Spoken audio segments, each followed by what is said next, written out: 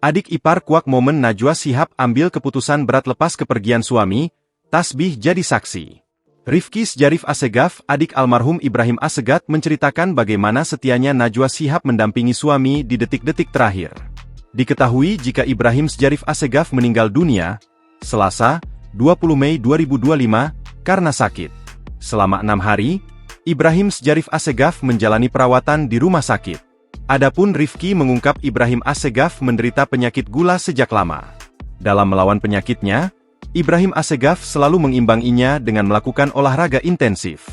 Selain itu, dalam menjalani aktivitas sehari-hari, almarhum dibantu dengan insulin. Namun, sekitar 5-6 penyakit bawaannya mengakibatkan suami Najwa Shihab tersebut mengalami pendarahan pada otak. Hingga akhirnya Ibrahim Assegaf mengalami stroke. Ibrahim Assegaf pun akhirnya menjalani perawatan dan dilarikan ke Rumah Sakit Pusat Otak Nasional. Selama Ibrahim dirawat di rumah sakit, Najwa Shihab atau yang akrab disapa Nana selalu setia mendampingi suami. Bahkan, Tasbih tak pernah lepas dari tangan Najwa Shihab selama mendampingi suaminya di rumah sakit.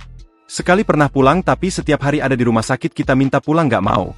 Setiap ada waktu bisa mengunjungi pasti datang, Tasbih tak pernah lepas dari tangan. Jadi saya kira sangat banyak support dari Mbak Nana untuk almarhum, katanya.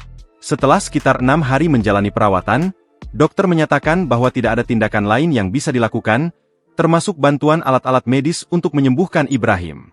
Dokter kemudian menyerahkan keputusan selanjutnya kepada Najwa Shihab dan keluarga.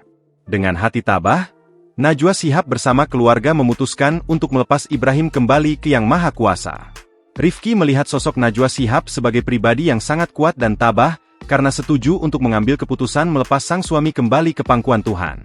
Ibrahim Assegaf pun wafat di Rumah Sakit Pusat Otak Nasional, Erspon, Jakarta Timur, Selasa, 20 Mei 2025, sekitar pukul 14.29 waktu Indonesia Barat.